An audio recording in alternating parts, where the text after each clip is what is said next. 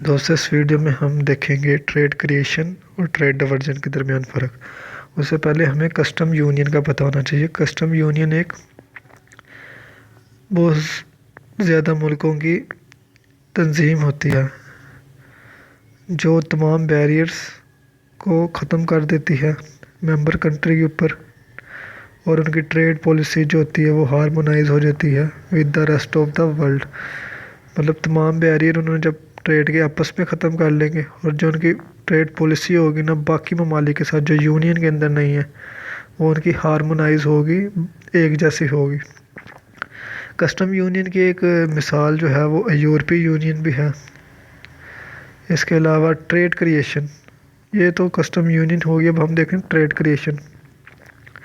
Trade creation کا مطلب یہاں یہ کب اکر ہوتی ہے جب ڈومیسٹک پروڈکشن جو ہے ایک ممبر کنٹری کے اندر، ایک کسٹم یونین ہے اس کے اندر ایک کنٹری ہے، اس کی جو ڈومیسٹک پروڈکشن ہے وہ ریپلیس ہو جائے by lower cost imports from an other member nation.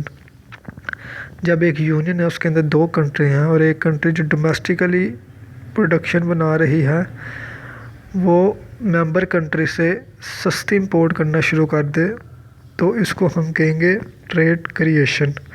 اور یہ جو ٹریڈ کریشن ہے یہ ویلفیئر انکریز کر دیتی ہے اس ملک کی جو امپورٹ کرتا ہے۔ اس کے علاوہ ٹریڈ ڈائیورژن ہے۔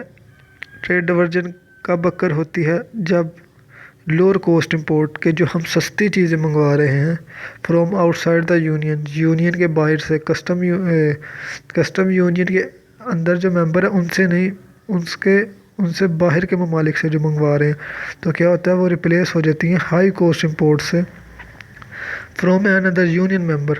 تو ہم باہر سے نہیں پھر منگواتے، تو ہم کسٹم یونین کے اندر جو ممبر ہوتا ہے اس سے امپورٹ کرنا شروع کر دیتے ہیں، تو ہماری جو لوور کوسٹ امپورٹس ہوتی ہیں وہ ریپلیس ہو جاتی ہیں ہائر کوسٹ امپورٹ سے۔ تو اس طرح ہمارے ملک کی ویلفیئر کو بھی نقصان پہنچتا ہے۔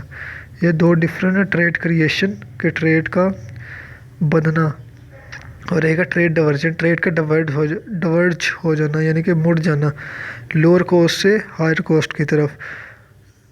تو اس کے اندر یہ بیسک کنسیپٹ تھے ٹریڈ کریشن اور ٹریڈ ڈائیورژن کا۔